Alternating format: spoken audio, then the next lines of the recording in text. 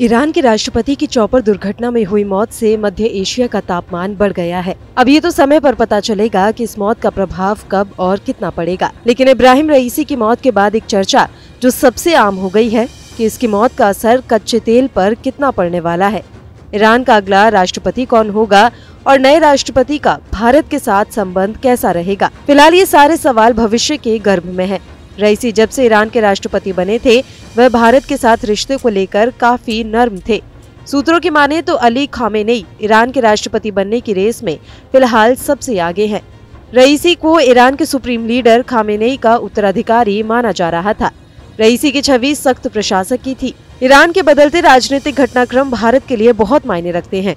रईसी की मौत के तुरंत बाद प्रधानमंत्री मोदी ने एक्स पर ट्वीट कर रईसी की मौत पर दुख जताया। उन्होंने लिखा कि इस्लामिक रिपब्लिकन ईरान के राष्ट्रपति डॉक्टर सैयद इब्राहिम रईसी की अचानक मौत पर हमें बेहद दुख है।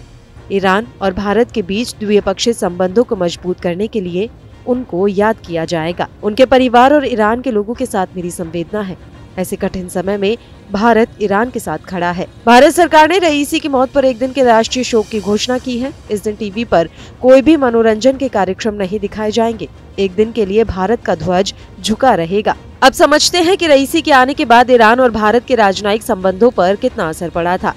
आपको बता दें कि अगस्त 2023 में ही ब्रिक्स सम्मेलन से पीएम मोदी ने रईसी से बात की थी और चाबहार समझौते को आखिरी चरण तक पहुंचाया था। इसके बाद पिछले सप्ताह ही ईरान और नई दिल्ली के बीच तेहरान में 10 साल के अनुबंध पर हस्ताक्षर किए गए, जो कि अमेरिका को नागवार गुजरा था।